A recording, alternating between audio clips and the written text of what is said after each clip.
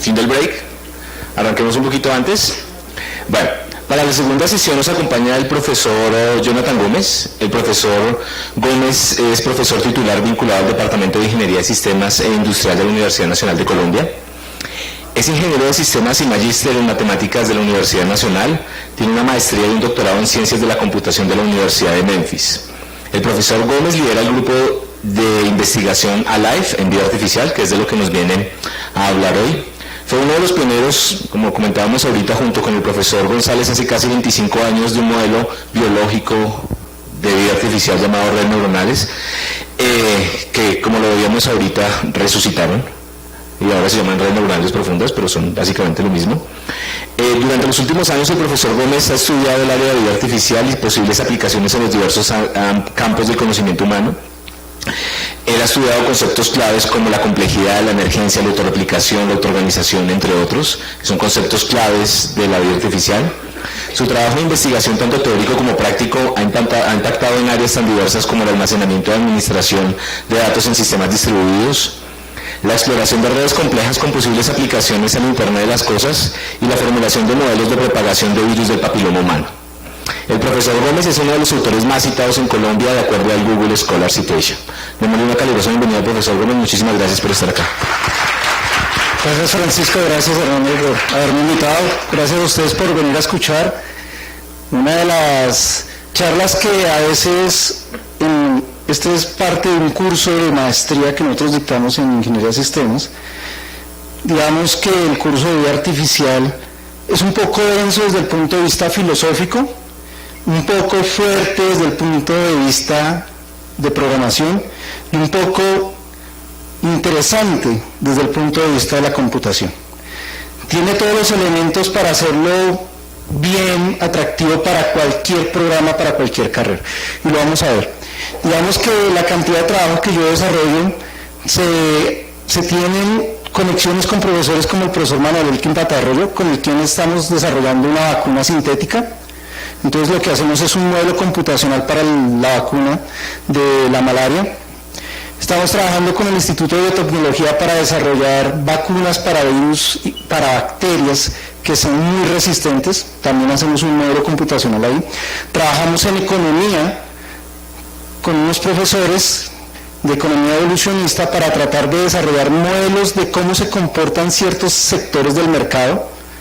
En especial ahorita les voy a mostrar algo de cómo estamos modelando la competencia entre Uber y los taxis. Estamos trabajando con la gente de física para tratar de desarrollar un modelo físico del universo a partir de estos conceptos. Estoy trabajando con la gente de biología para desarrollar un modelo de epigenética, que es un modelo para hacer ciertas cosas de transferencia de características de un ser a sus hijos, para tratar de descubrir cómo funciona, por ejemplo, la diabetes. Y así poco a poco les han ido comentando, ahorita les comentaron de un modelo que hicimos para el virus del papiloma humano que hicimos con el Instituto Nacional de Cancerología. Digamos que ahí a todos los niveles estamos trabajando con la gente de mecánica y mecatrónica en desarrollar modelos de inteligencia y de vida artificial que sean capaces de solucionar problemas para la industria.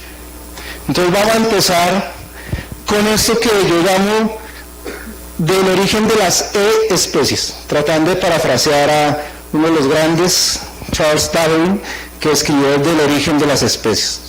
Nosotros vamos a hablar del origen de las especies virtuales. Bien, una de las primeras preguntas que uno se hace es ¿qué es vida?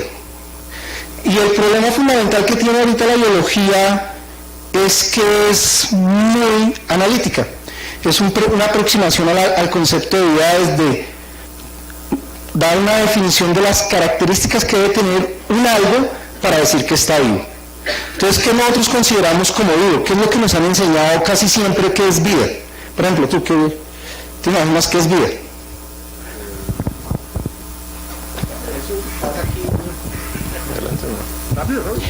Pues un organismo que exprese movimiento, capacidad de racionalizar o simplemente comer, respirar y hacer funciones básicas del organismo. A nosotros nos han enseñado que el concepto de vida está muy asociado a eso, ¿no? Nacer, crecer, reproducirse y morir.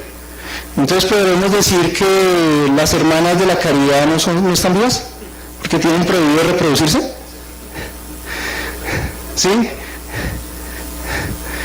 Podríamos decir, por ejemplo, que las mulas ya en términos generales no están vivas porque no pueden reproducirse. Podríamos decir que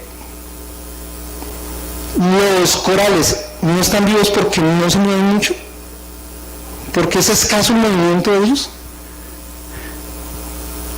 ¿Qué es lo que caracteriza la vida? Entonces nosotros nos dicen, no, pues algo que tiene un metabolismo es capaz de recibir algo de afuera, ¿cierto? Transformarlo en energía y producir algo con él, ¿cierto? Lo que llamamos movimiento o algunas otras actividades. Nada más lejano de la verdad, eso no es vida. Acá tenemos unos conceptos adicionales, por ejemplo, ¿qué es un virus? ¿Está vivo o no está vivo? Un virus no puede reproducirse por sí mismo, necesita algo más para reproducirse, ¿cierto? El huésped, pero no podemos decir que está vivo, difícil. Pero hay algo que está más abajo de los virus, que son los prions, que son ciertas cadenas proteínicas que parecían tener la capacidad de reproducirse como se reproducen los virus. Y después vamos a mirar. La vida está organizada en diferentes niveles. Podemos partir de los átomos, pasar a las moléculas, y una de las cosas interesantes aquí que tenemos nosotros, por ejemplo, un estudiante que yo tengo está trabajando en construir el modelo químico, es que, por ejemplo, las moléculas tienen más característica que la suma de los átomos.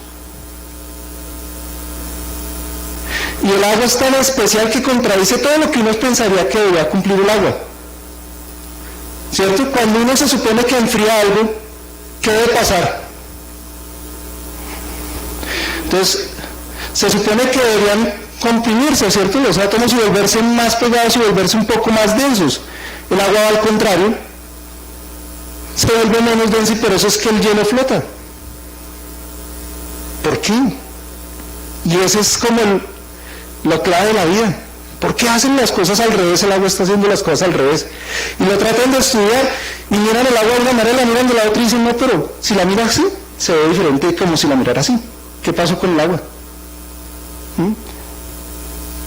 Después de que uno puede medio tratar de entender las moléculas, llega la célula.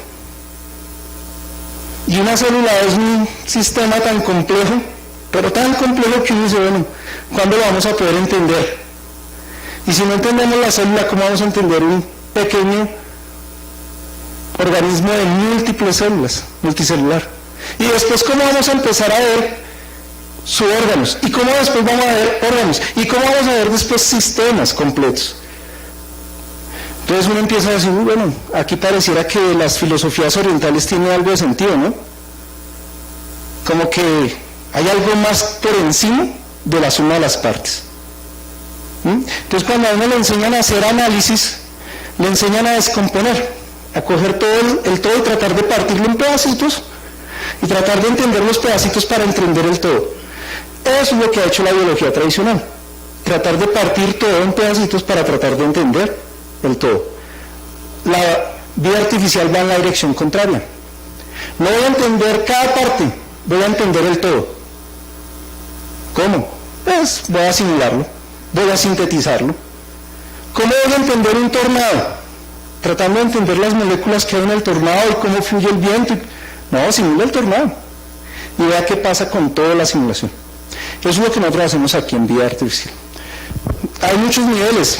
No solamente pensemos en el nivel de organismos, sino que pensemos en el nivel de poblaciones. Toda una sociedad, toda una comunidad se puede ver como si estuviera viva.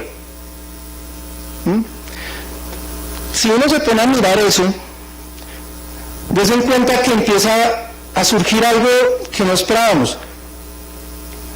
¿Qué es más importante? ¿La hormiga o el hormiguero? ¿El hormiguero tiene conciencia propia o no la tiene? Si uno piensa en el organismo hormiguita, ¿por qué la hormiga no cumple el principio fundamental de sobrevivir y escapa? y unas hormigas se mandan allá a tratar de defender el hormiguero. Hasta que los hormigueros se cansa de tantas picadas y ¡ay! Se va. ¿No será que están actuando como un ser completo? ¿Qué pasa con nuestro cerebro? Son neuronas.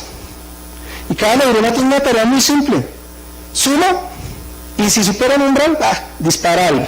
Y a veces son más relajadas y son vagas. Nuestras neuronas solamente pueden trabajar, digamos, a 20 Hz. No, menos. A 50 Hz, sí, no, 50 Hz son 20 cálculos, más o menos 50 Hz, es muy poquito. ¿Cuánto procesa un computador normal ahora?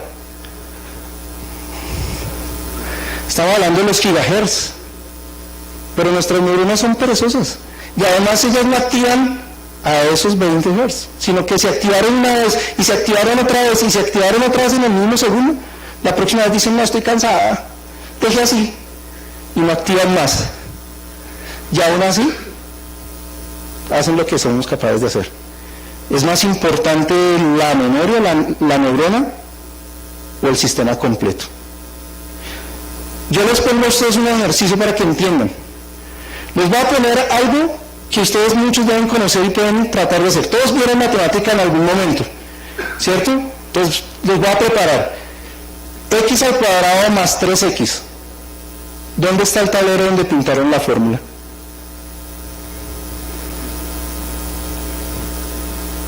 Todos tuvieron un tablero en su cabeza y la escribieron en ese tablero que no existe.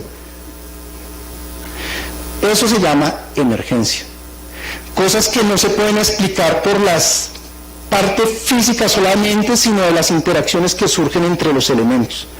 Entonces alguien que quiera creer en religión dice, entonces el alma es eso. El alma es algo que emerge de la física, de la parte física. Es posible. La mente también. Vamos para allá.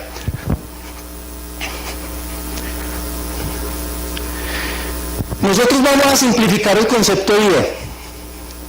Y para simplificar el concepto de vida, solo hay una forma, decir que la vida es un patrón en el espacio-tiempo. Y para poder ser un patrón en el espacio-tiempo, y aquí los voy a poner a sufrir con un concepto, ¿recuerdan? ¿Alguno de ustedes recuerda qué es la segunda ley de la termodinámica? Oiga, todos, ahora sí nos puso a sufrir, claro. No me acuerdo qué es esa ley de la segunda. ¿Alguien sabe más o menos? ¿Cómo es? El aumento de la entropía, ¿sí o no? ¿Y qué significa aumentar la entropía? ¿Qué es la entropía? ¿Recuerdan? Desorden, ¿cierto? Es como el desorden. Bacano, ¿cierto? El desorden. Muy bien. Si eso es cierto, si todo tiende a que se aumente el desorden, ¿por qué se da la vida? Si la vida está como contrario a ese desorden. ¿Qué es lo que hacemos nosotros? Alejarnos del desorden. Todo patrón trata de alejarse del desorden. Todo patrón en el espacio-tiempo. Trata de alejarse del desorden. Para mantenerse como patrón, porque si deja de tratar de mantenerse lejos del desorden, ¿en qué termina? Perdido. En la entropía. ¿Qué es la entropía? No hay patrón. No hay nada. No se ve nada interesante. Todo es desorden. Viene la pregunta, ¿desorden es lo mismo que calor, que frío o qué? Entonces por eso hablamos de la segunda ley de la termodinámica.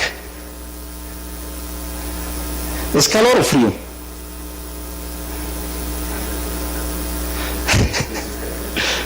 Entonces todos aquí empiezan calor, frío, pérese. Un momento.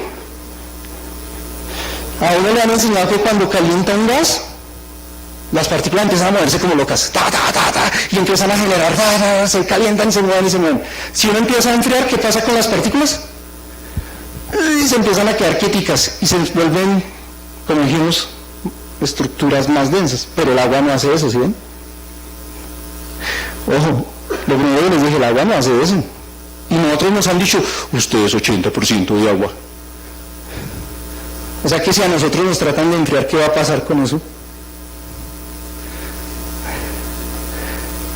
¿Nos vamos a volver menos densos? Pregunto, si de verdad nosotros creemos que el calor es desorden, ¿por qué nuestra temperatura está por encima de la del medio ambiente?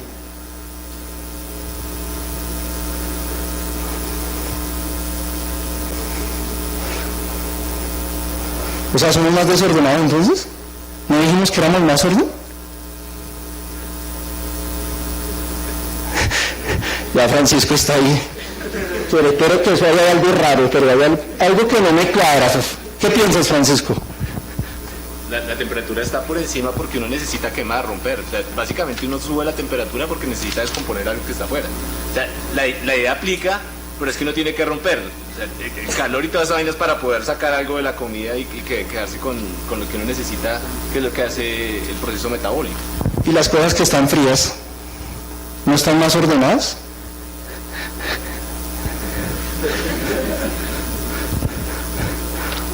Ah, pues madre, sí, no. Este profesor, yo paso aquí. ¿Cómo es la vida? No, a la vida le gusta estar más caliente que el medio ambiente. Si nosotros consideramos, los voy a poner aquí, por ejemplo, si hay físicos, después van a decir, ese profe me dejó una duda. Supongamos que hay una temperatura promedio del universo. Supongamos que hubiera una temperatura a la que el universo tendiera. Eso sería ir hacia la entropía. La entropía que tendríamos es cuando todos los objetos tienen la misma temperatura. Todos tendrían esa misma temperatura ambiente y no nos podríamos distinguir. ¿Sí? No nos podríamos distinguir. ¿Vamos bien? Pero uno se puede distinguir porque o está más frío o está más caliente. O sea, distinguirse quiere decir que eso me vuelve un patrón. Me separo del ambiente, me separo del promedio, me separo de... Si se me va, bueno, no es más. Lo frío tiene poco movimiento. Pero lo caliente sí permite movimiento, porque como dijimos, ¿no? Caliento yo un gas y hay más movimiento. Pero ¿qué permite que yo pueda seguir estando en un patrón fuera del equilibrio? Que yo me pueda consumir energía. Entonces, ¿qué es la vida? Una lucha constante contra el equilibrio térmico. Y para eso necesitamos un metabolismo. Algo que nos permita adquirir energía de afuera para podernos separar de ese. Las cosas frías tienen ese problema. No tienen un metabolismo. Les cuesta mucho tener un metabolismo para poder capturar energía. Porque si capturan energía, ¿qué les va a pasar? Tienden a ir hacia dónde? Al equilibrio térmico. ¿Ven? Entonces a la vida le gusta estar caliente, pero es que nosotros somos todos rumberos. ¿Sí? Es sencillo. Bueno, ahí hay algunas cosas adicionales. Pero nosotros solamente conocemos un modelo de la vida. Y eso es el objetivo de esta charla. Nosotros todo lo que hemos construido de vida es por el modelo de vida que conocemos. La vida como la conocemos en la Tierra. ¿Será la única forma de crear vida? ¿Será la única forma de representar vida? Yo les pregunto a ustedes, ¿la Tierra está viva?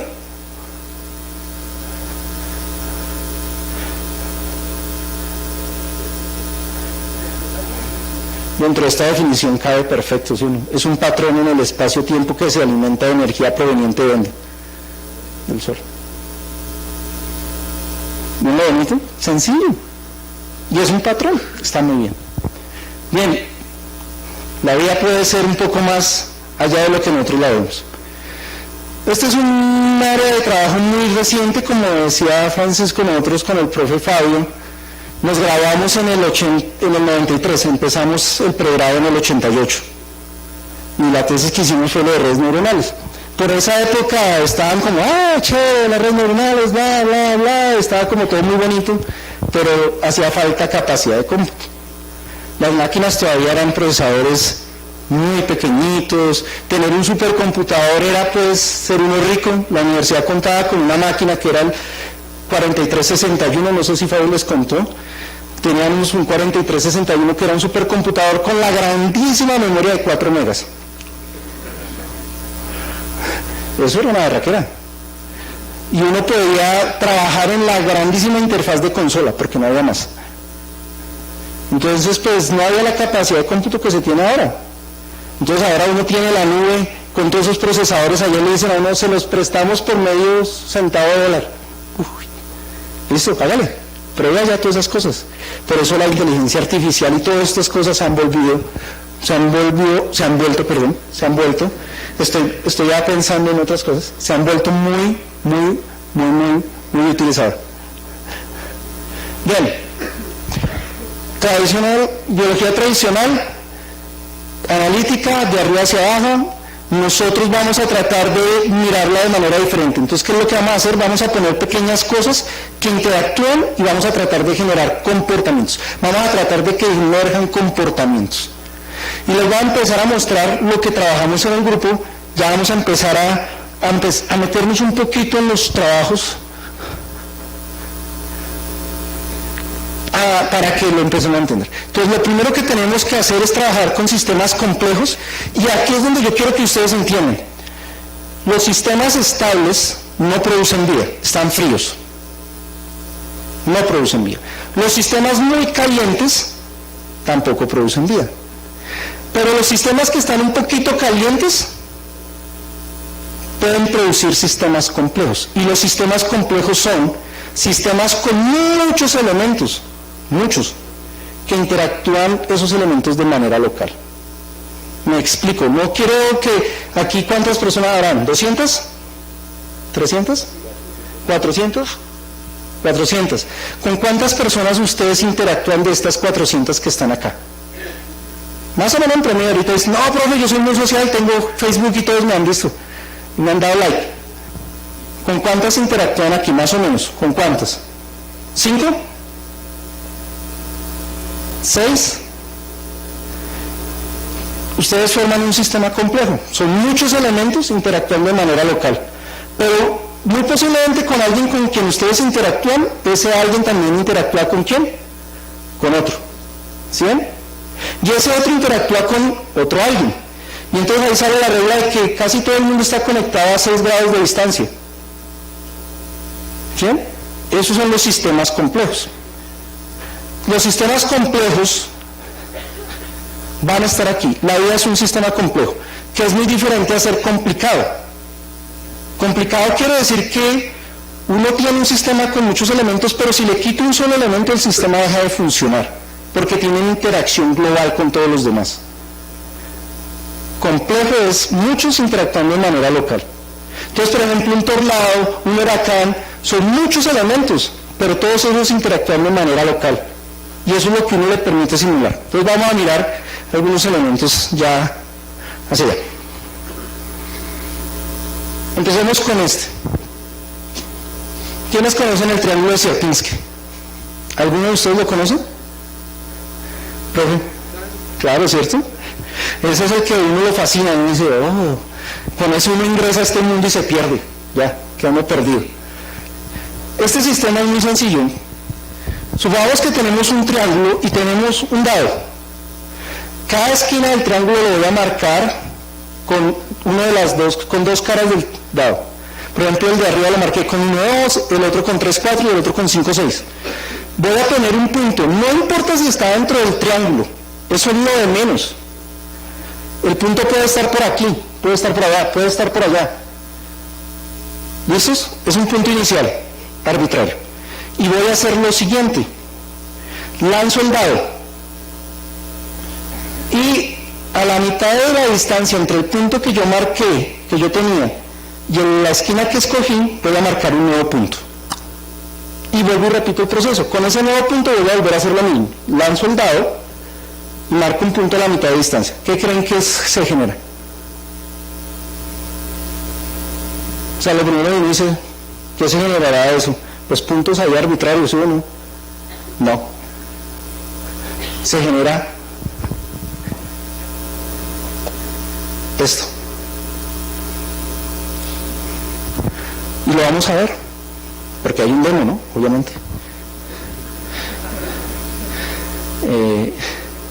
Lo importante es poder ir al demo y decir al demo. Vamos, lo importante es ir al demo. ¿Cómo lo cerro de acá? Les había dicho que me dejaran poder llegar a mi presentación. ¿Dónde está? Necesito estar saltando.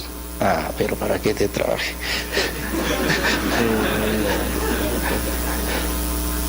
Sí, listo ya, gracias.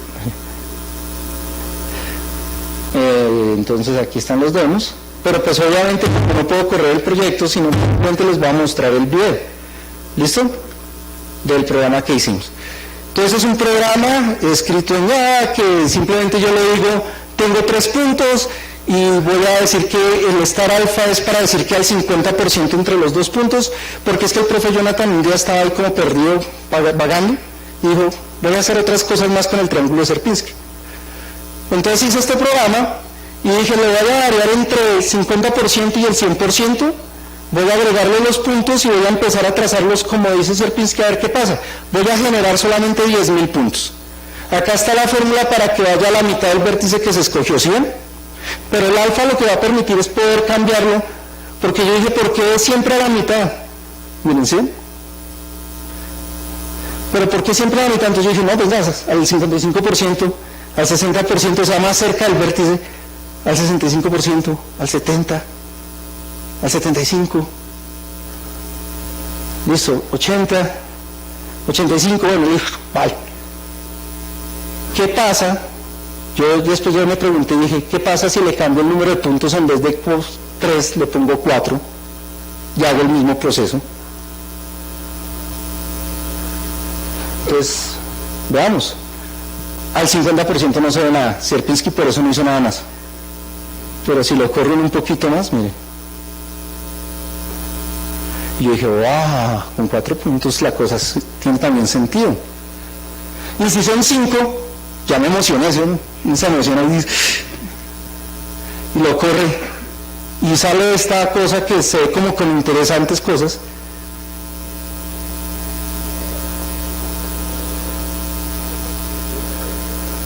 Y uno dice, ¡ah! Y yo dije, bueno,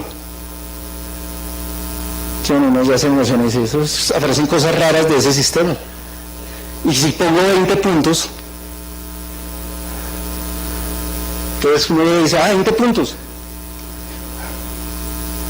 No se ve nada. Pobre Sierpinski. Yo me lo imagino a él tratando de hacer eso, no se ve nada. 65. 70, 75,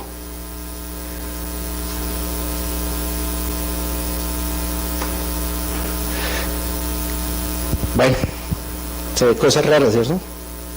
Vamos allá, la presentación.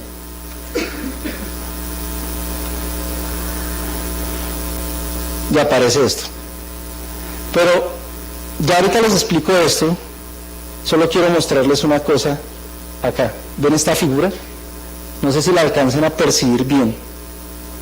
Si la pudiéramos aumentar, vamos a ver si la podemos aumentar.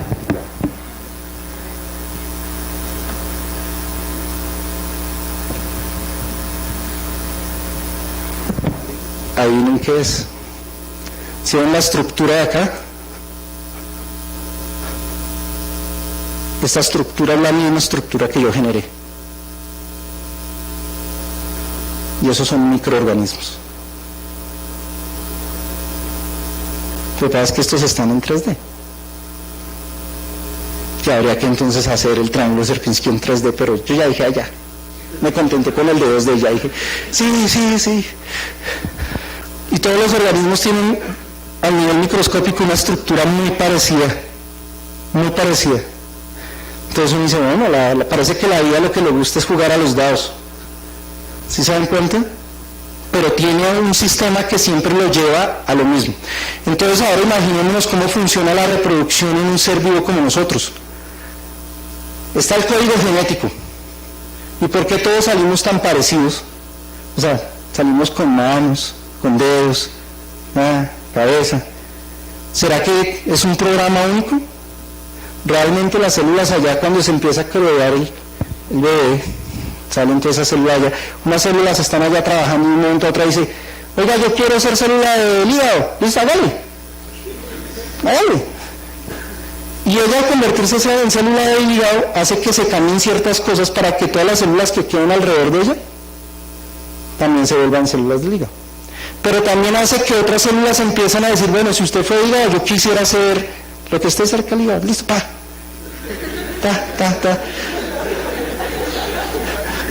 No, es que tantas cosas hay pegadas que uno se confunde con tantas vainas. ¿Listo? Entonces se construyen los organismos así. Pero es un sistema que es del mismo estilo, es aleatorio, se lanzan dados, pero siempre se llega a ¿qué? Algo muy similar. ¿Sí vieron?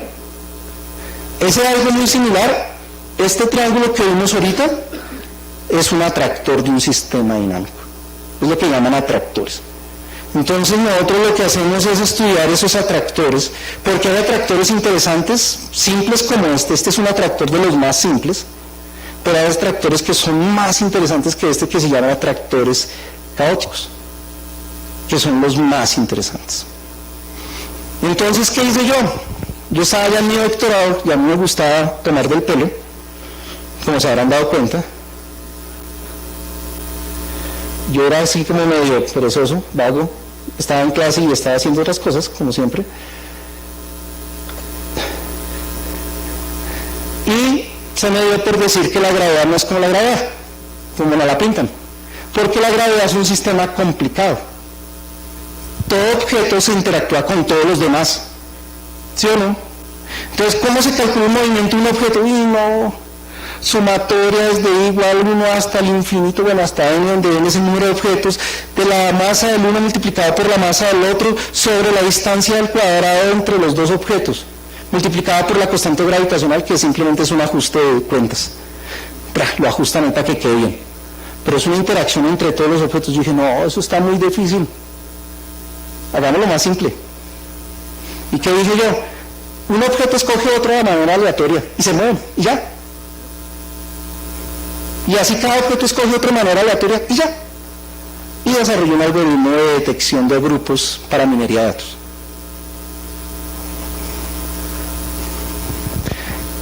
¿Qué es este?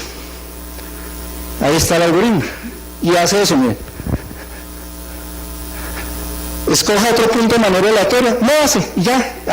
Y si la distancia es pequeña, digan que se volvieron amigos, ya. Y usted ya son amigos, es decir, forman parte del mismo cuerpo celestial. ¿Listos? Y entonces, la naturaleza le muestra a uno cosas como esas. Entonces vamos a ver si me acostumbré, no me acostumbré. ¿Cómo es que se sale acá? Al tab, ¿dónde está el tab? Sí, yo soy malo para Windows. Soy bastante pésimo. Entonces me cuesta trabajo. Y entonces este fue uno de los parte de mi tesis de doctorado. Fue uno de los 5 algoritmos que desarrollé. Entonces aquí la idea es encontrar estos grupos. Este es un grupo, este es otro grupo, este es otro grupo, este es otro grupo, este es otro grupo, este es otro grupo, este es otro grupo y este es otro grupo. ¿Listos? Y entonces yo hago la simulación de mi sistema dinámico. Le digo, bueno, itere ahí, itere. Y ahorita les va a empezar a mostrar, los objetos se están moviendo con esa ley. Yo he discutido con físicos y hay unas cosas que mi modelo puede mostrar, que la teoría actual no puede mostrar que se dan en la realidad. Pues no me voy a poner a discutir con los físicos sobre eso y no tengo el tiempo, entonces así empiezan a construirse los grupos, ¿sí? Con solo la noción de quiénes somos amigos con quién. Esa es la dinámica. Esos son los sistemas dinámicos. Entonces yo lo que dije, cambié el modelo del problema y dije, el problema de encontrar grupos de personas, encontrar grupos, no es un problema de identificar, sino dejar que el sistema determine quién es con quién y solos. Y se mueven con gravedad. Y ya, y él los encuentra.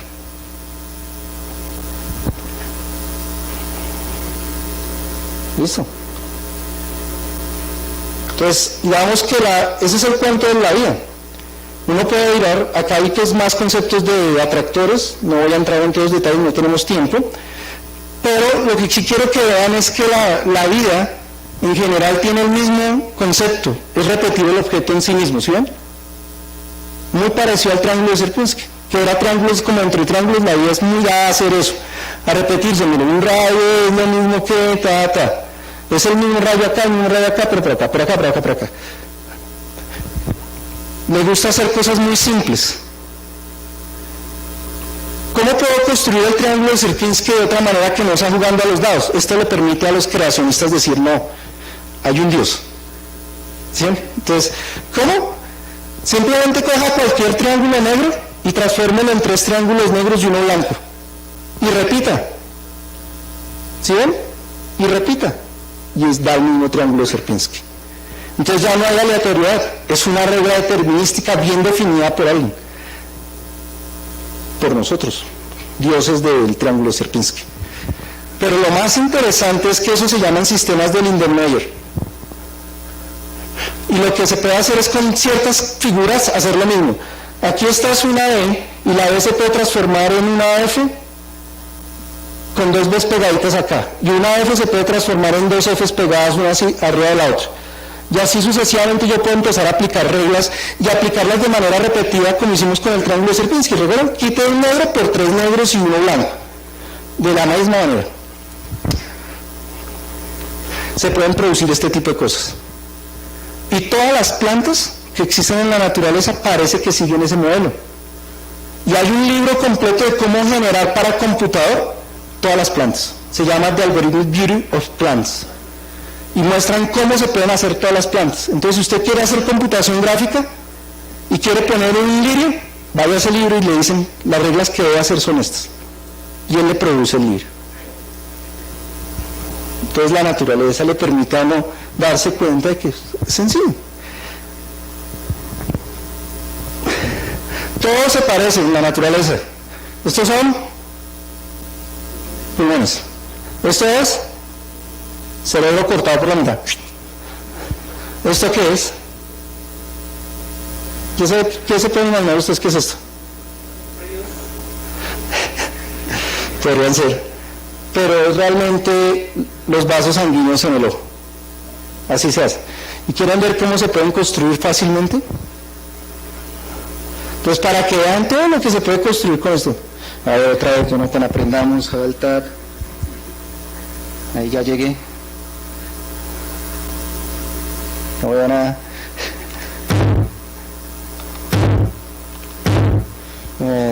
Ta.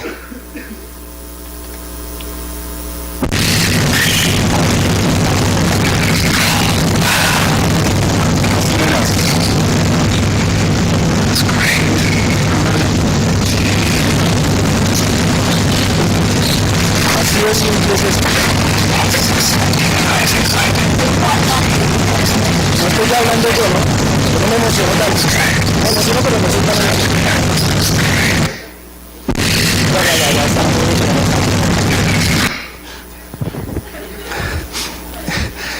Eso simplemente son 2 compuestos químicos, uno que se llama activador o catalizador y otro que se llama inhibidor. Y cuando empiezan a interactuar, ellos producen ese tipo de patrones. Pero puedo producir patrones de cualquier tipo. Entonces, por ejemplo, todos los tipos de piel de los seres vivos los puedo producir con ese patrón. Las manchas de los leopardos, las rayas de las cebras, todo. Solamente hay que cambiar la concentración del uno y del otro. Y eso se le debe a alguien muy importante en la computación, Turing, que fue el que desarrolló todo este modelo. Entonces, ya uno dice, pero la naturaleza es como bastante sencillita, ¿no? Eso como que le gusta es gastar poquito. Sí, ya es económica. Sigamos. Es simplemente una ecuación diferencial. Ahí está. Lo que pasa es que esta ecuación diferencial se puede aproximar con una retícula con elementos finitos. Y ya, eso es lo que se hace. ¿Qué es lo que hizo Turing? ¿Listos?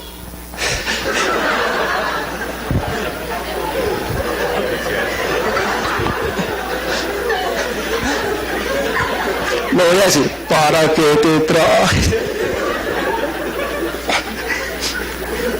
Está como la vivienda en este momento.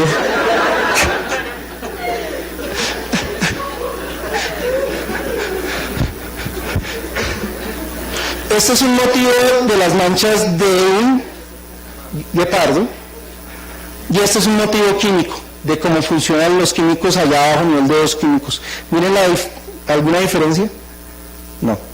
La vida se organiza a diferentes niveles y produce los mismos patrones a diferentes niveles. Entonces, ¿qué es lo que uno ve cuando uno trabaja en vida artificial? Y ahora sí van a empezar a entender por qué yo trabajo con todas las diferentes áreas del conocimiento. Porque para mí todos los patrones que se dan en física son los mismos patrones que se dan en química, que se dan en biología, que se dan en economía. Lo único que cambio es de escala, de objetos que están interactuando.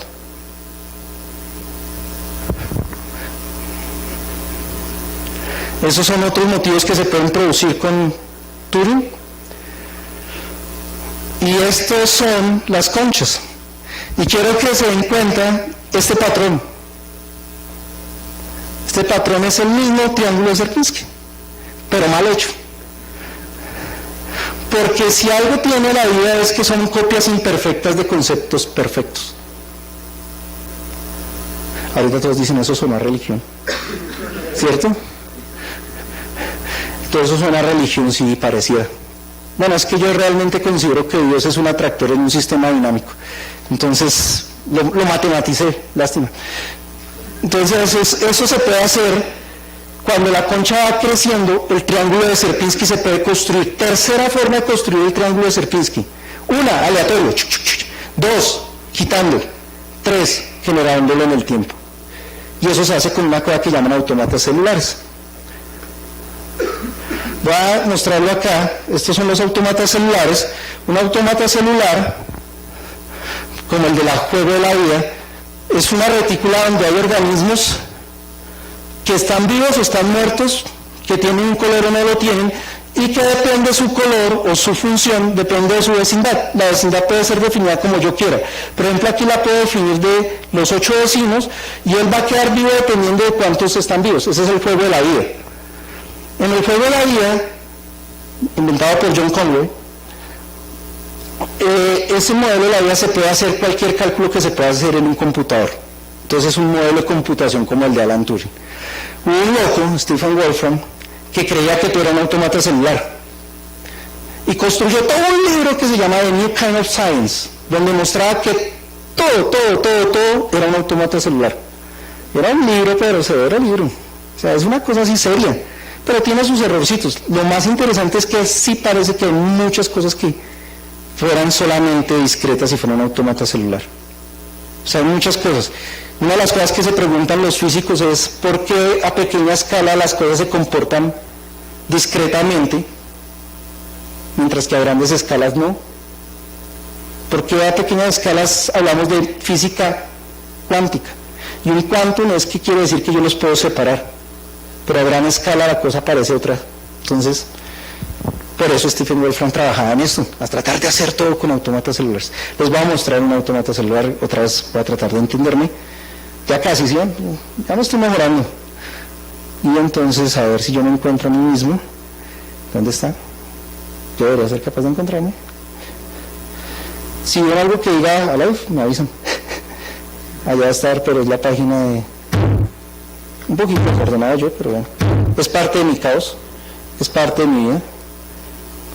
Entonces, a ver si lo veo. Game of Life. Entonces piensan en esas células de la misma manera. Estas células, a mí me gusta jugar aleatorio, ¿sí ven? Unas células están vivas. Este es un juego en el que las células cambian de vivas a muertas dependiendo de sus vecinos. Si hay 3 o 2 siguen vivas, pero si hay más de 3 o menos de 2, se mueren. Y miren lo bonito que empiezan a aparecer cosas que se mueven solas. ¿Sí ven toda la dinámica que se empieza a producir a partir del desorden?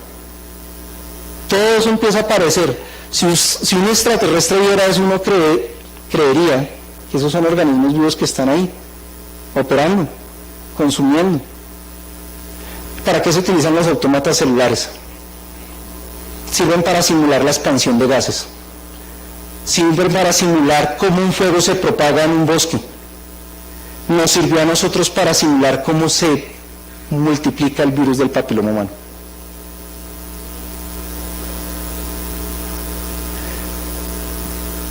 ¿Ya? Entonces, por eso hicimos ese trabajo del virus del papiloma humano. Listo, ahí vamos. cerremos este. Miren esos comportamientos. No, sí, terminamos, miren. Ese es con esa regulación, parece un organismo completo moviéndose. Y solo tiene eso de prender o apagar dependiendo de qué, de sus vecinos. Hay toda una secta religiosa alrededor de los autómatas celulares, ya es secta, que se la pasa haciendo esto. Yo no sé cuánto tiempo uno puede gastar haciendo todo esto. ¿Sí? Para que eso parezca que estuviera vivo, ¿sí? Son organismos parecidos ya, y tienen una cantidad de cosas. Miren eso. Eso es tener mucho tiempo para uno gastárselo haciendo eso. Pero es una secta y hacen competencias de hacer el autómata celular más grande que tenga movimiento completo. Y se la pasan en eso. Bueno, pues son sectas. Ya.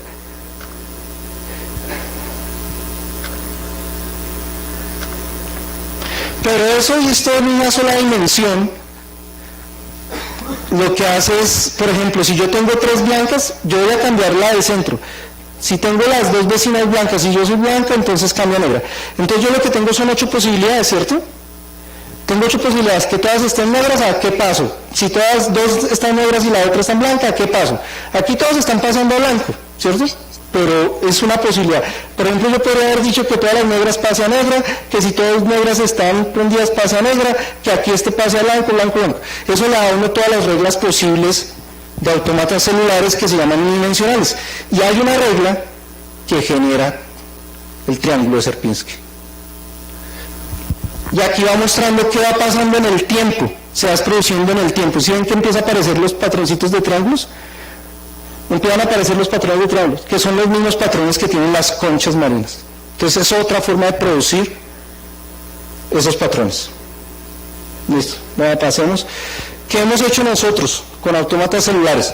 Nosotros hicimos un sistema con una estudiante de maestría para determinar entre una red de sensores inalámbricos cuando la energía de un sensor estaba acabándose, y para tratar de hacer que la energía se mantuviera lo mejor posible en toda la red de sensores inalámbricos. O sea, entonces un sensor decía, no, yo no tengo suficiente energía para transmitir el mensaje, entonces por favor alguien venga y transmítalo. Y entonces también mandaba un mensaje diciéndole al usuario. Pero como la red es muy costosa estar mandando solo mensajes a todo el mundo, entonces ellos se mandaban mensajes con un autómata celular. Ella hizo esta tesis de maestría y se fue para Suecia y ahora está haciendo allá el doctorado, pero se casó, bueno, cambió la vida. Y está trabajando en esto, en hacer este tipo de cosas allá. Nosotros hicimos un algoritmo evolutivo nuevo, que es una técnica computacional para optimizar, y lo que fuimos capaces fue de simular las explosiones cámbricas y las extinciones masivas que se dan en la biología. Entonces fuimos capaces de reproducir ese comportamiento. Hicimos lo del virus del papiloma humano, hicimos una simulación del ciclo de vida de la célula, y aquí está el trabajo que hicimos con el Instituto de Biotecnología.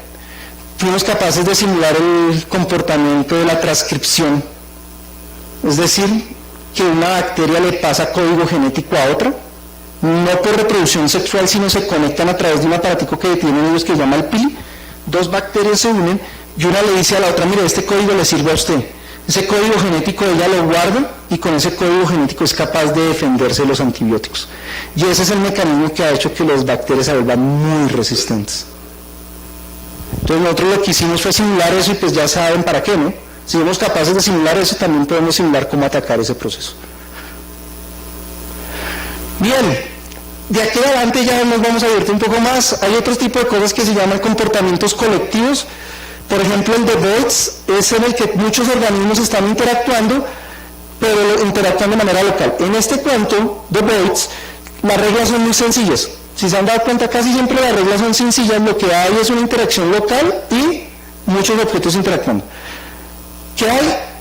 Este objeto va a tratar de mantenerse separado de todos, va a tratar de mantenerse separados, primer principio, pero también va a tratar de ir en la dirección en la que va la mayoría, y va a tratar de, si está muy alejado de todos, ir hacia donde están todos, y eso es lo que permite simular manadas, parvadas, cardúmenes, y permite simular cómo la gente sale de un estadio para diseñar las salidas en un estadio. Entonces nosotros somos capaces de simular todo el estadio y decir cómo se va a mover la gente y si se va a colapsar la salida. Entonces, en un caso de emergencia, ¿dónde se deben poner las salidas? Para diseñar de manera apropiada los estadios. Les voy a mostrar un ejemplo de lo que son los voids. ¿Cómo saben? ¿Sí están? ¿Dónde están? ¿Dónde están? Ay, sí, sí. Maximizar un poquito, ¿se podrá? Con esta. Ese comportamiento está generado con solo esas 3 reglas que les mostré. Lo que pasa es que están siguiendo al punto, ¿sí ven? Pero cuando están muy cerca del punto se separan porque es un obstáculo. Cuando es un punto rojo, ellos también se separan. Son solo esas 3 reglas. Uno de los primeros ejemplos de utilización de esto fue la primera película de Jurassic Park. En la escena donde él se queda con los niños y tienen que esconderse bajo un árbol porque viene toda una manada. Ese es el primer ejemplo de que se usó voids. Antes de eso lo usaron en el Jorobado de Notre Dame, cuando Quasimodo desde la torre de la catedral mira a la gente del festival. Los movimientos de la gente del festival son programados con este comportamiento. Si ustedes ya nos ponemos en un comportamiento más cercano, en películas más cercanas, lo pueden ver en El Señor de los Anillos, cuando los ejércitos se enfrentan. Ese comportamiento está programado con esto.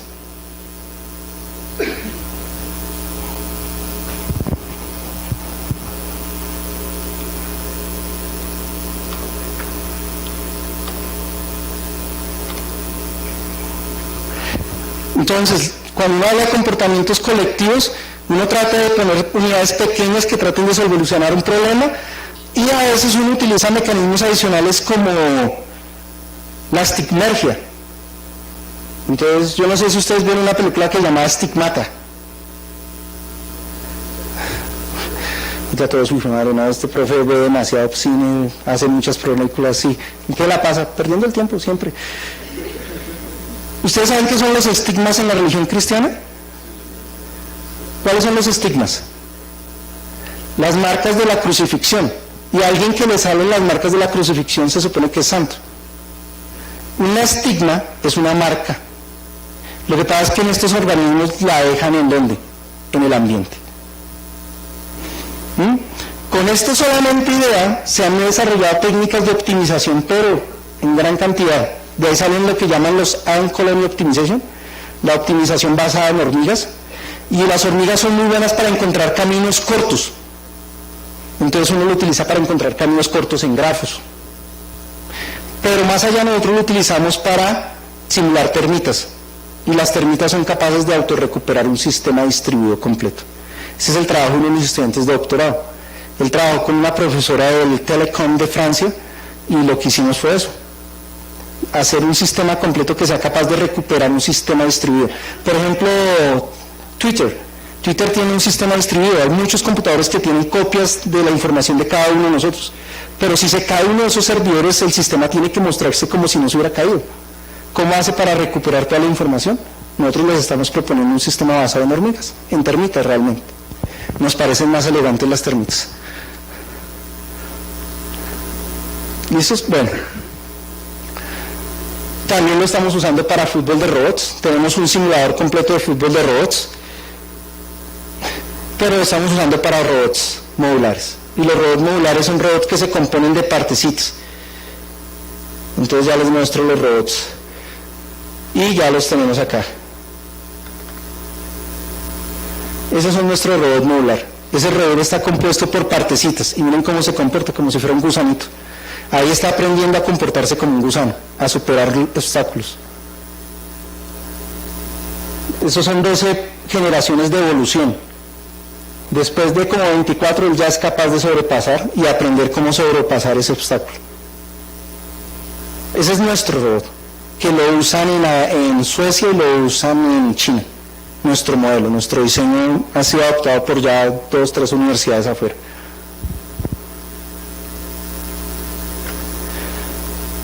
¿Listos? Bien. Para eso también están los Uber versus los taxis. Se modelan así. Esa es Bogotá con sus vías principales. Y ahí estamos simulando cómo las personas escogen Uber o prefieren taxi dependiendo de ciertas condiciones que les da cada gente. Cada gente dice, no, yo prefiero taxi, no, yo prefiero Uber, yo prefiero bla, bla, bla, bla, bla, bla, bla. Y ahí podemos ver la dinámica de cómo se está compitiendo por el mercado. Entonces la idea es hacerle una propuesta ya sea a los taxistas o hacerle a los de Uber para que mejoren su participación en el mercado. Ese es un proyecto de economía. Este también lo hicimos para demostrar si la gente prefería cierto tipo de software a otro. Y lo hicimos hace unos 2 a 4 años con la gente de economía. Esos son los comportamientos colectivos. Ya para medio terminar, ya me dijeron que me quedan como 6 minutos nomás. Lo que quiero que vean es que todos los seres vivos se parecen mucho. ¿Cuál es la diferencia en código genético entre un hombre y una mosca? ¿Cuánto código compartimos, genéticamente hablando? Compartimos más del 90% del código genético. Con un chimpancé compartimos más del 95%, 97%. Con un otro humano, más del 99.9%. Por eso las pruebas de paternidad son difíciles. La maternidad es un hecho comprobado, ¿sí o no? La paternidad es un acto de fe.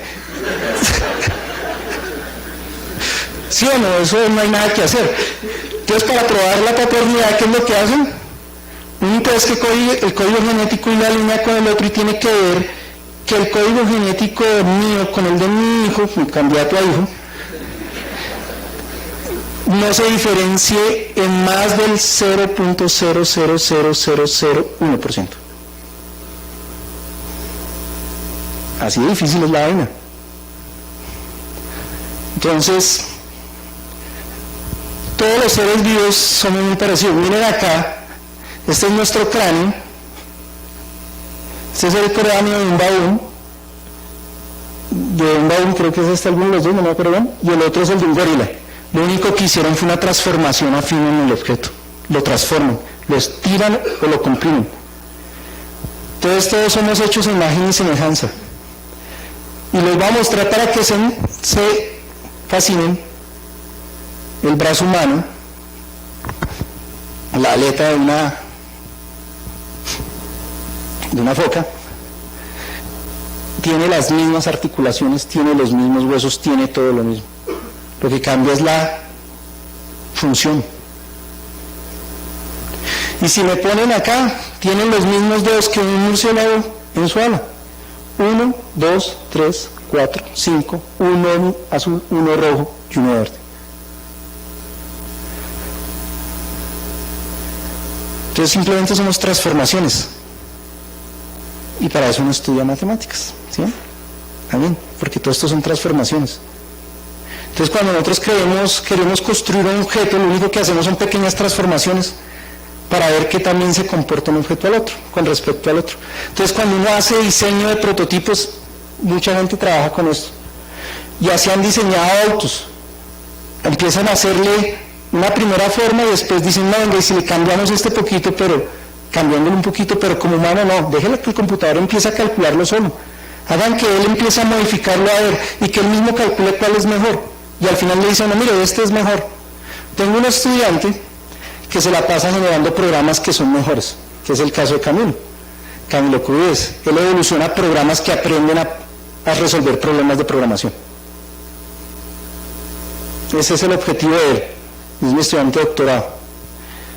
Tengo otro estudiante que lo que está haciendo es solucionando problemas de asignación cuadrática, que es un problema de los difíciles, utilizando la GPU de un computador, utilizando esta misma idea. Tengo un estudiante que está trabajando en optimizar las redes de distribución en un sistema de producto consumidor. Y así pues tengo muchos estudiantes en muchas cosas. Digamos que mi grupo es bastante grande, entonces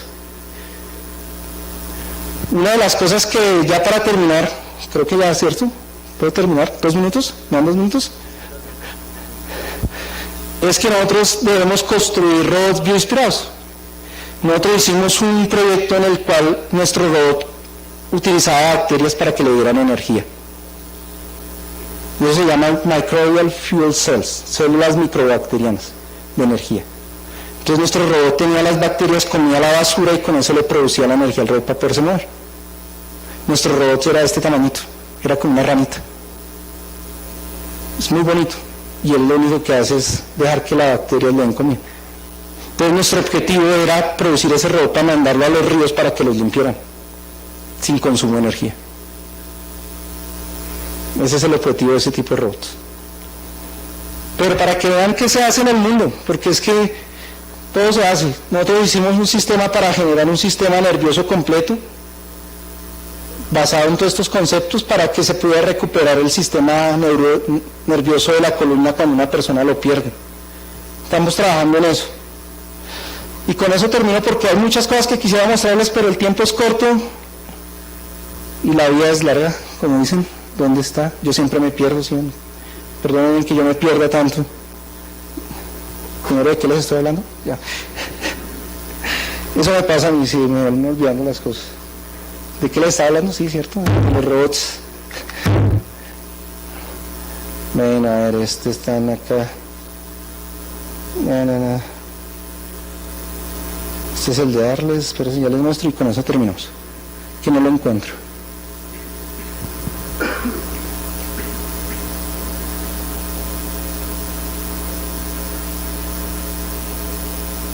No lo veo, entonces.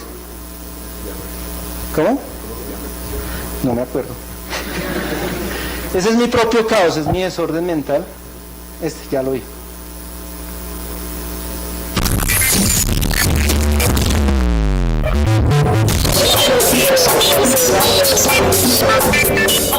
Many robotics researchers are now taking inspiration from nature.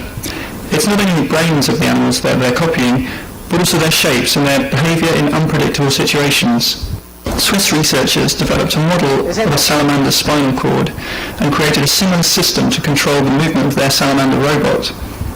It receives electrical signals from a wireless laptop that can tell it to switch from swimming to walking to change speed or direction.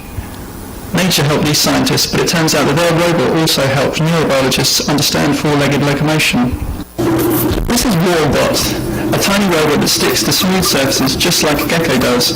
Geckos have tiny fibres on their feet, and researchers at Carnegie Mellon made their own dry adhesive out of fibres. It could help them go out and investigate some sticky situations. The same team has created a robot that moves like a water strider. It is made out of thin pieces of metal that bend when electricity from a power supply runs through them. Since a water strider is so light, it can use the surface tension of water to help it move, pushing down enough to stand, but not enough to break the surface. Here's a video showing robots and cockroaches interacting. Belgian researchers found that robots that smelled like cockroaches were able to control the mixed group's choice of shelter. Cockroaches select a hideout based on how dark it is and what their fellow cockroaches are choosing. The robots were programmed to prefer lighter hideouts and were able to sway the cockroaches in the group. Here's another group, but this one is made entirely of robots. M-Tran is a robot made up of many modules that can move individually and communicate with each other to change shape. Its computer uses genetic algorithms to generate thousands of patterns of motion and choose the best one for its purpose. A more advanced version of the robot can detect obstacles on its own using a camera like an eye. Y eso es en lo que estoy trabajando.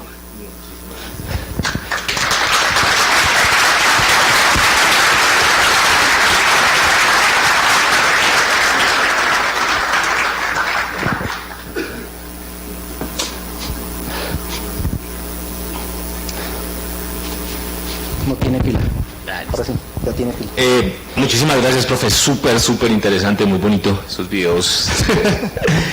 Preguntas, tenemos tiempo para preguntas. ¿Están cansados? Yo tengo una, y es una de las, no sé si será tricky, pero digamos que esto emerge de la computación como esa herramienta para modelar estos sistemas complejos, pero la expectativa es que en algún momento esto se vuelva matemáticas que uno pueda, teoremas, resultados que uno pueda utilizar. ¿Qué tanto falta para que lleguemos hasta allá o ya estamos allá? No, eso, digamos que teoremas como tal son muy difíciles de obtener porque son propiedades que emergen de las interacciones locales. Entonces encontrar una fórmula que diga por qué se está dando eso está muy lejos. Por ejemplo, encontrar la fórmula de la vida. Imagínense encontrar la fórmula de la vida. Yo digo, no, lo único que hay que hacer es pongan ADN, pongan un poquito de radiosol y mucho amor y ya. No es así, no hay un teorema. Simplemente uno prueba muchas fórmulas y dice, venga, probemos esta interacción, y surge algo. Pero explicar ese surgimiento a partir de eso es muy difícil. Por ejemplo, hay un modelo que se llama modelo de pila de arena, que es algo que uno va soltando como cuando uno hace una pila de arena, que uno suelta granitos así sobre la pila. Jueguen con eso y se van a dar cuenta que en algún momento la pila empieza a crecer, pero se generan avalanchas. Esa avalancha se da por la interacción local de las arenitas. Se llena mucho y la pendiente entre un pedacito de la pila con el siguiente es tan alta que caen granos al siguiente nivel. Pero al caer granos al siguiente nivel puede hacer que este nivel también crezca mucho con respecto al otro y se produce otra avalancha. Eso lo han utilizado para explicar cómo funcionan los electrones cuando los estrellan contra los colisionadores de partículas, pero no explican por qué y funcionan. ¿Y con por qué? No, pues es como si fuera una avalancha, pero la fórmula no la han encontrado. Es difícil, es de las cosas difíciles, tratar de explicar la emergencia a partir de fórmulas. Uno puede construir las fórmulas de interacción local, matemáticamente uno más o menos les puede dar sentido, pero ver el comportamiento que surja de él es de lo más difícil. Ese es el principio de la complejidad, es el principio fundamental. Allá atrás. Hágale pues.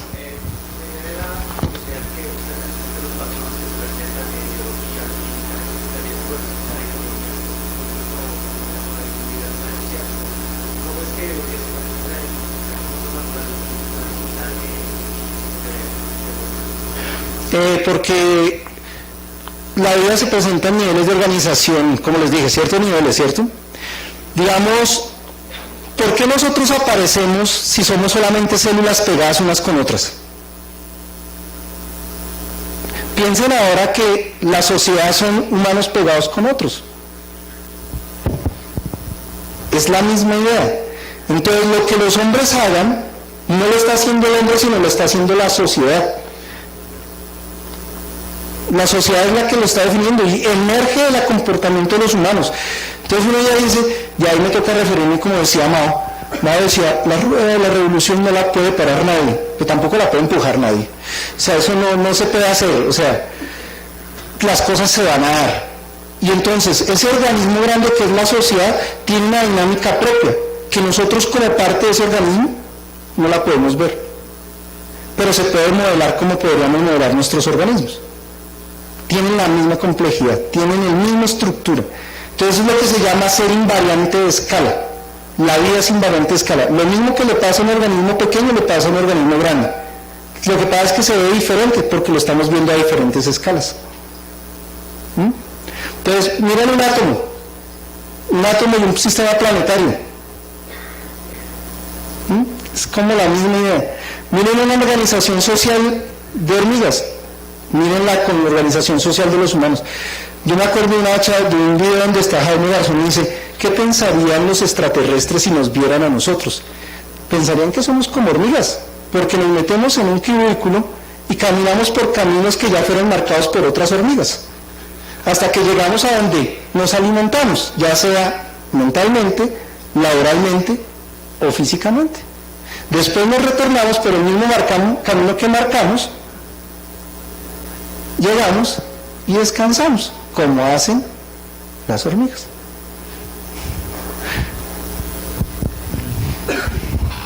Yo quisiera saber si aparte de la observación hay algún tipo de herramienta que me permita a mí definir esas reglas que se imponen para los comportamientos locales. No, es pura observación, pero bueno, espérese, ahí ya entra el profe Jonathan Gómez. Y dice, nuestro trabajo con un estudiante es hacer que esas reglas emerjan. Entonces nosotros estamos con un estudiante construyendo las reglas que permiten generar la vida y las estamos evolucionando, no las estamos observando. Entonces lo que yo hice fue definirle a mi estudiante, le dije, hay una medida para determinar cuándo algo se está volviendo rico en vida, y es la medida Gómez de la vida, pero no está publicada ni nada, no se las puedo decir todavía. Hay una medida de aliveness que ya definimos, y yo le dije a él, tiene que empezar a evolucionar químicas, entonces nosotros estamos haciendo químicas, definiendo químicas, y cuando una química produce un comportamiento que se aproxima a la función que yo definí, consideramos que esa química, que esas reglas van a poder producir vida. Y esas son las que vamos a publicar. ¿Más o menos entienden el asunto? Entonces nosotros estamos utilizando la misma vida artificial para producir la vida. ¿Dame otra pregunta? Desde la vida misma se ha visto que un patrón de la vida es la regeneración. Si vemos las células cuando van perdiendo la membrana, desde el retículo endoplasmático se generan líquidos para que recubrir esa membrana. Desde la robótica o desde lo que se nos explica, se ha llegado a ese punto de que un robot pueda generar partes cuando las pierde. Vamos por pedazos. Hay ya todo un trabajo en nanotecnología que es capaz, por ejemplo, si yo me estrello mi carro, el carro es capaz de volver a recuperarse solo. Entonces hay materiales que se autoorganizan y dicen, yo era así, entonces tengo que volver a esa estructura. Entonces ya se acabó lo de ir al mecánico a que le pinten a uno el carro mal. Sin tinta, él mismo se organiza. Hay trabajos en biología celular que tiene que ver con las células madres, para poder reconstruir el tejido completo, porque esas células madres tienen la propiedad de ¿qué? Recuerda lo que les dije al principio, yo quiero hacer lo que quiero, a mí me da por ser hígado, listo. Si yo pongo una de esas células aquí en este pedazo de oreja que se me dañó, ¿qué es lo que espero? Como por aquí ya hay mucho de oreja, entonces las células van a tender a hacer ¿qué? De oreja, y empiezan a reconstruir. Ya se hace eso en humanos, ya se está haciendo. O sea, eso no es ciencia ficción, ya lo están haciendo. En robótica lo estamos haciendo. En robótica eso es uno de los problemas serios que va más allá de von Neumann. Von Neumann, uno de los teóricos más fuertes que hay en computación, llamaba a eso las máquinas autorreplicantes y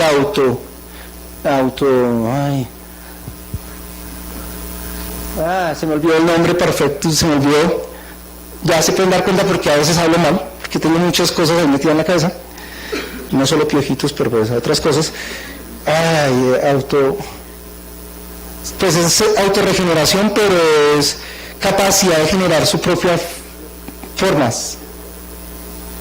No es autopoiesis como lo dice Humberto Maturana, no es Francisco Maturana que diría que perder es ganar un poco, pero es la capacidad de recuperar su propia forma, es automorfo, es algo así, no me acuerdo bien.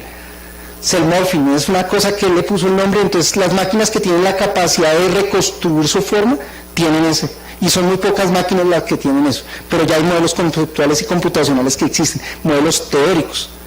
Él generó uno, después vino el Anton y creó la Q del Anton que tiene esa misma propiedad, es capaz de autorrecuperarse, y hay así como cositas, pero ya existen, en robótica están en ese trabajo. Pero ya hay por lo menos algo que se autorrecupera, no solamente que se autogenera. Morfogénesis. Ya sí, después de un rato.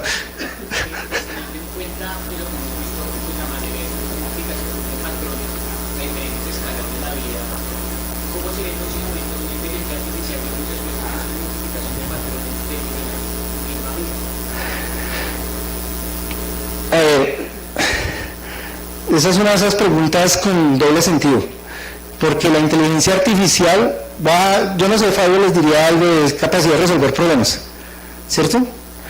La inteligencia artificial que nosotros conocemos hasta ahora nos resuelve problemas a nosotros,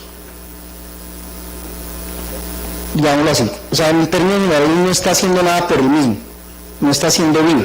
Recuerdan que nosotros dijimos que tenía que alimentarse y Cuando una máquina inteligente sea capaz de resolver sus propios problemas, ahí sí podríamos estar hablando de que, lo que tú dices, ¿qué sería la inteligencia artificial de un ser vivo? De ese ser vivo. no la inteligencia artificial que busca datos, por ejemplo, los datos de las personas que han robado. Y entonces, dado que estos robaron, la persona que comporta parecido también roba. ¿Cierto? Pero eso no le sirve a la inteligencia misma para algo, solo nos sirve a nosotros. Busca patrones, pero son patrones minúsculos. Realmente no son patrones interesantes. Si ustedes se dan cuenta, todo lo que están haciendo ahorita en Machine Learning es pequeño comparado con lo que son capaces de hacer los seres vivos. Por ejemplo, un ser vivo es capaz de ¿qué?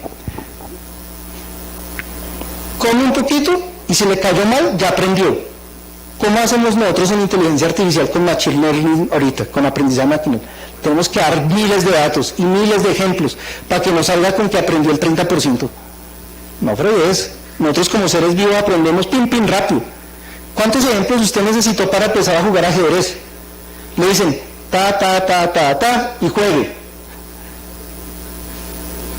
Un buen programa de ajedrez, el mejor, que ahorita venció Google, pero eso es otra discusión, tenía que ser programado con la técnica de Minimax, que es un algoritmo perfecto que dice cómo se juega, cómo se deben tomar las opciones, pero además de eso llegaban expertos que eran grandes maestros y decían, yo valoro esta posición con un puntaje para las blancas, y otro decía, yo lo valoro con un puntaje para las blancas de tanto, y se reunían y definían el puntaje. Entonces cuando el algoritmo venía y veía esa posición, que decía?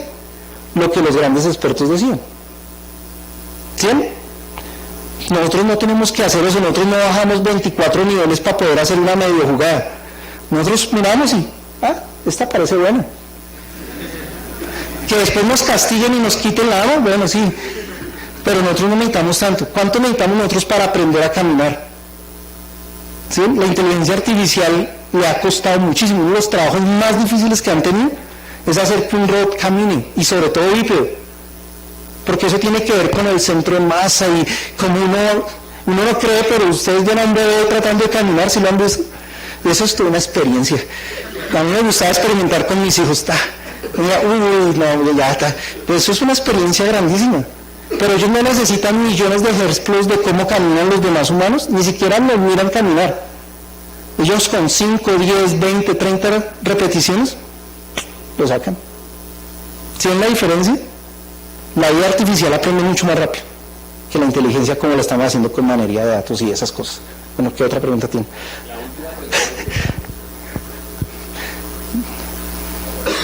Ya nos tenemos que ir, tenemos hambre, está haciendo frío. A mí me surgió mucho la curiosidad, son los patrones, porque se repiten desde una escala muy pequeña hasta una muy grande. Sí. Entonces, yo supongo que el principio que ha surgido la duda, ¿en qué escala y por qué se genera como ese primer patrón que da inicio al desencadenamiento de los otros?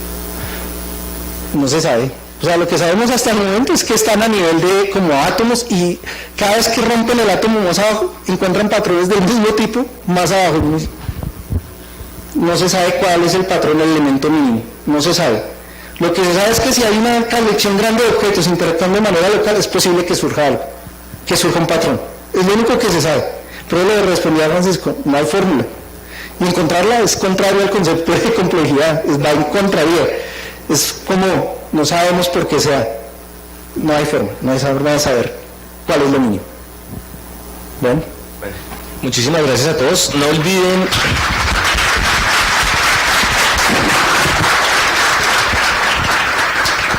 Afuera está pidiendo el QR, ¿no? 2 veces asistencia, ¿recuerdan? Profesor Jonathan, muchísimas gracias por todo, muy interesante su charla, y por aquí había un regalo de parte de la facultad.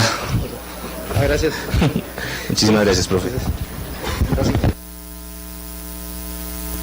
Hay un montón de cosas que no había tenido.